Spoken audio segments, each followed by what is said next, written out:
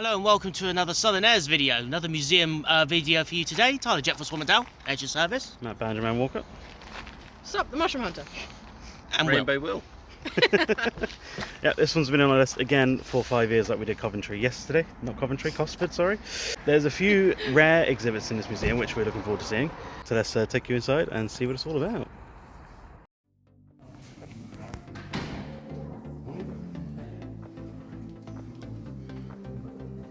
So we got, I think, a Canberra cockpit there. Gloucester meteor right in front. CMC Leopard. I'm not overly sure what that one is off the top of my head. I'll have to have a look in a moment. But this is just the first part, really, of the hangar.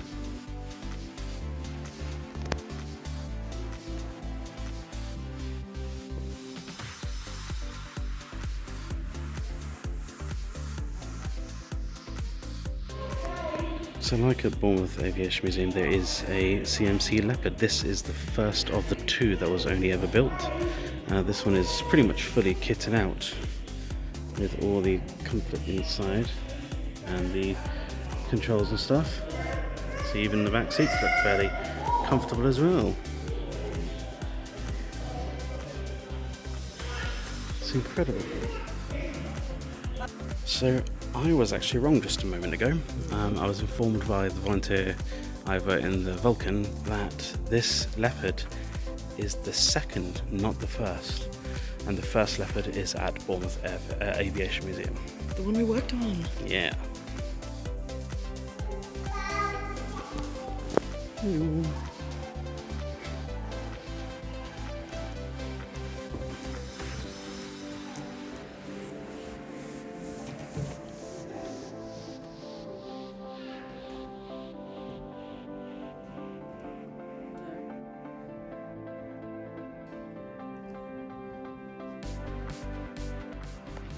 And for the second time in as many days, Matt is about to dive into a fighter jet cockpit, except this time it's a meteor.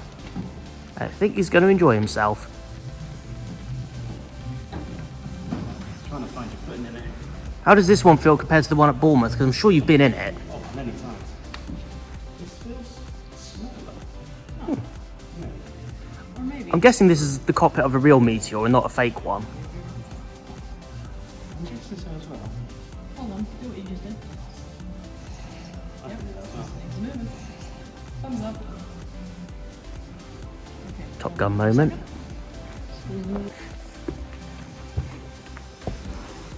Ah, there he is. At the best angle. Yeah, this is quite tight compared to the one at Bournemouth. I think it might be a different model, yeah, possibly. Or it could be like the way the seat's positioned, because it's mainly probably kids are sitting here. So Possibly. because that feels quite low compared to where it should normally feel on you. And if you've got a parachute pack underneath it, you're going to have your head come off the top. Yeah. Nice. Jump out. How do you feel? Good. Obviously, it fits me more than you. Yes. Still, that would come just on my head. Ooh, I don't like that.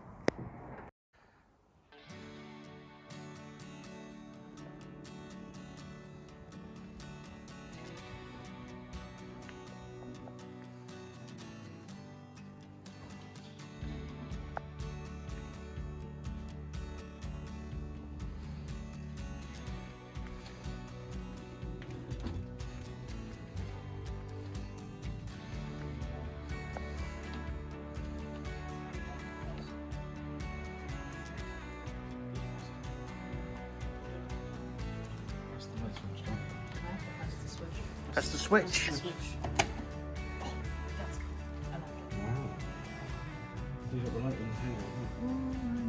Very cool. I always say this about pre-World War I and World War I aeroplanes. They were very basic, they may not pass modern standards, but these guys wrote the rule book for the standard we have today.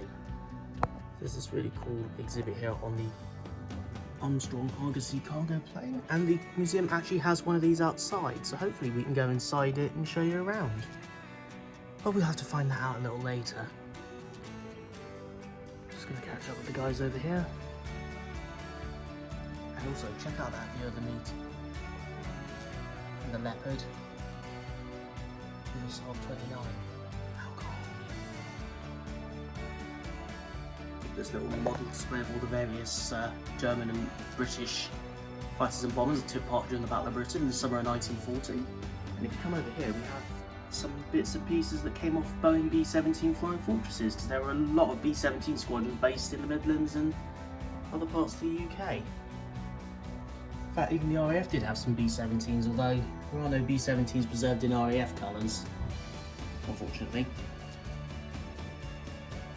There's a little bomber's box there that I assume belonged to someone who served here in the UK from America. And here is the Midlands Air Museum's AVRO Vulcan, christened when it arrived here on its last flight as the City of Coventry. And I believe, subject to a volunteer being available, we can actually go up into the cockpit of this Vulcan today, which would be super cool. And I think Matt It is open. would absolutely love that.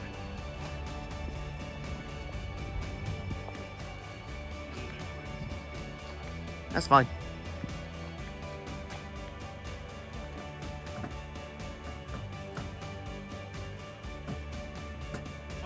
Anytime today. Yeah, I'm trying to get out without damaging your camera. He's very graceful, as you can see. Yeah. About as graceful as a reversing dump truck with square wheels. Sounds about right for you. Hello there. Right, Wow. Ahoy, buddy. That's so it. if I give you that, just while I swing up, otherwise buddy. I've got a feeling I'm going to make a very quick exit down the Vulcan. Yeah, please don't. Yeah, you're kind of my ride Yeah, home. you want to go and get in that Up seat a couple there, steps then, on there. Up. Yeah. That's it. 2 more steps. That's it. We did it. Okay. There he goes.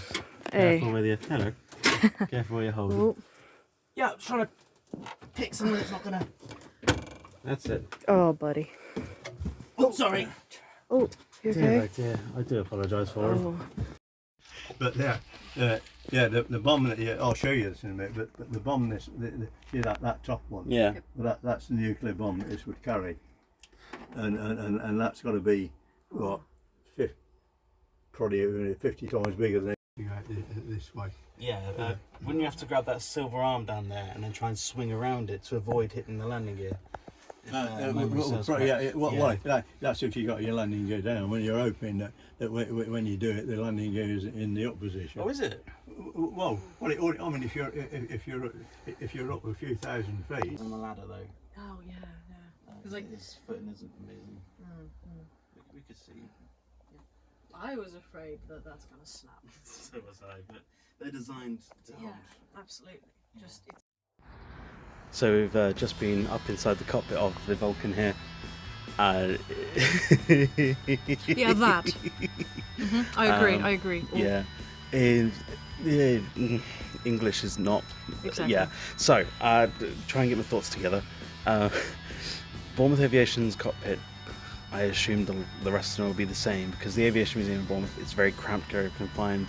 It's fenced off in a lot of areas. However, this one, as you've seen on the clips, so roomy, so spacious, so spacious, which I was really shocked about, because that's the second Vulcan cockpit I've been inside. The gentleman either talking us through things. Thank you very much for doing answering Tyler's questions and everything. Oh yeah. You're a very nice man, and yeah. Thank you so Did much. They're a very good job. Yeah. We would like to definitely recommend coming here, because the Vulcan is usually open all year round. It does depend on if the volunteer is in. So, recommended 100%. 100%. Matt, do you want to say? I'm good. Okay, so we're going in the Armstrong Whitworth Argosy cargo aircraft. You can see it's painted up in an old DHL paint scheme.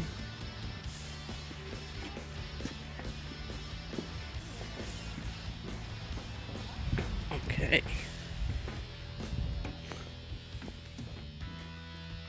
Wow, this is spacious. It's got that new paint smell. They must have recently just done some work in it.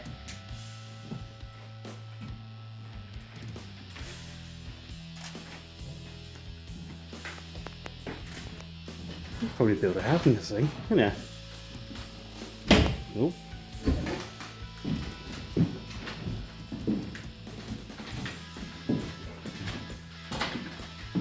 going to assume the cockpit is closed off for today, because that looks like the way to get up there. Yeah, that's the cockpit up there.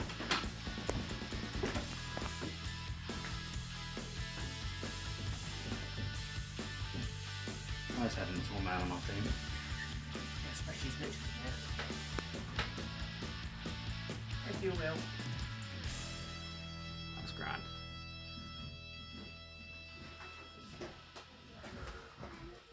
And this is what it's like to be face to face with the Armstrong Whitworth. Yeah, this is a very big aeroplane. That nose comes off to allow cargo to go through, and obviously the pilots, as you saw inside, are on that main upper deck. Got a Hawker Hunter here. Just next to that we got Javelin. Smaller than the Vulcan here and the Vulcan up there. Got another Harrier jump jet and a Sea Vixen. That's a Supermarine Swift, I think, over there. I could have that wrong. That was a Seahawk. And we've got another Meteor.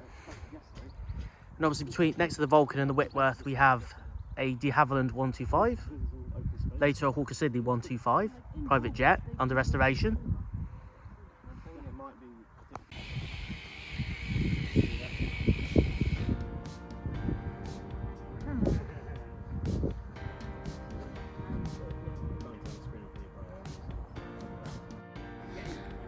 The gorgeous de Havilland Sea Vixen. Of course, one of these used to be based at Bournemouth until it got transferred to Yeovilton, and then it had the very bad incident of the hydraulics in the landing gear not working, which caused it to do a belly landing, and unfortunately it's never flown since. There was rumours that the Sea Vixen was supposed to be moved from Yeovilton back to Bournemouth Aviation Museum. However, we've yet to see if those rumours come true. Watch this space and we'll find out. So this is probably the most modern aeroplane in the whole Midlands Aviation Museum collection. This is a Panalvia Tornado. The RAF only retired the Tornado from their fleet in 2019, so yeah. So let's actually see a couple of these RAF Tornadoes have made their way into museums. Lovely to see, including this one. So you can't get inside this cockpit section, unfortunately, but this belongs to a Lockheed Electra. The L118 was a very popular piston airliner. It was one of the last ones built before the introduction of short-haul jet airliners. But here in the UK, you used to have these flying as cargo planes for quite a while with West Atlantic Air Cargo and Channel Express, the airline that became Jett 2. This one's painted up as an Evergreen Airlines plane. That Evergreen was a cargo airline that operated in America for a number of years, but this one actually used to fly for Channel Express.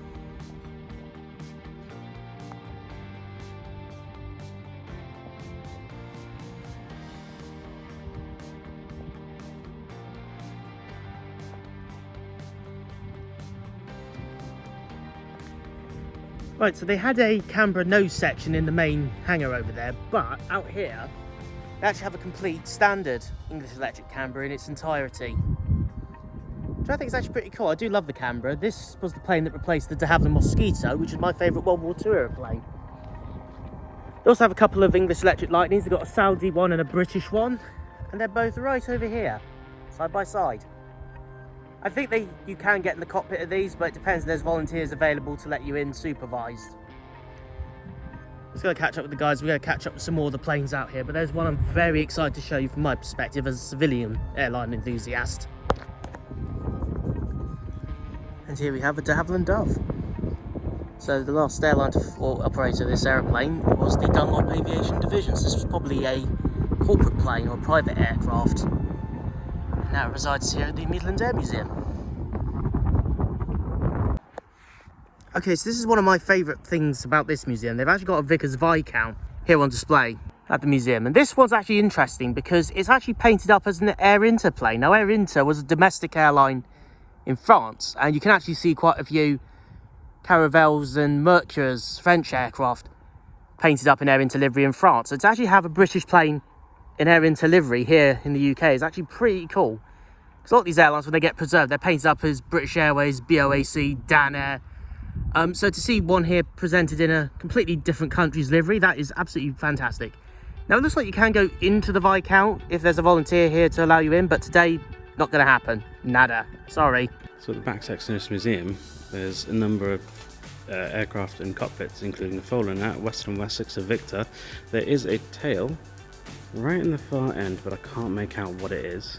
And again, a helicopter there. I know the shape and design, but I don't know the name of it.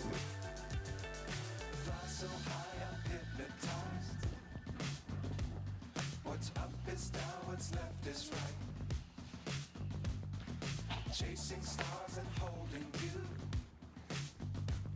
I can't see the end, but we'll see it through. It works. And that was the Midlands Air Museum in Coventry by Coventry Airport. What do we think, guys?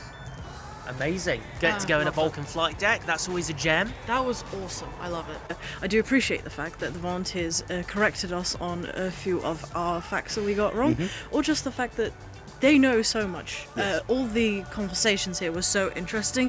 I definitely recommend coming here. Yeah, it's a shame that we couldn't get in some of the airliners, but again, I guess that just depends on what volunteers they have here and whether they can let anyone in or not. But no, there's some really interesting stuff here, and there's a huge variety. Obviously, you got the Leopard, you've got stuff that goes back to the early Cold War, late World War II, all the way through to as recent as 2019 with the Panavia Tornado. It's quite a nice sized museum, honestly. I wasn't expecting it to be so How about large. yourself? Yeah, definitely enjoyable. Vulcan obviously being the shining star. That's Oh, the yeah. star of the show. Sketchy going in on a guy as big as I am. Very rickety ladder. But, Yeah, the I got ladder's so in, so- creaky. Ladder literally is so creaky, but that's because it is like what, 60 years old at this Yeah, point. something like that. Yeah. Yeah, it's A very good nice, varied collection. Yeah. I enjoy that. Yeah. Right, well, I think you guys have covered all the points. Yeah, thank you very much for Do you watching have this. anything to add? No, I'm good. Thank you very much for watching Sure. this Southern Airs Yeah, video you today. sure? You sure? I'm good. Chaos. Thank you very much for watching this Southern Airs video today. We hope you enjoyed it. Safe travels, my friends, and we'll see you again in the next one. Bye.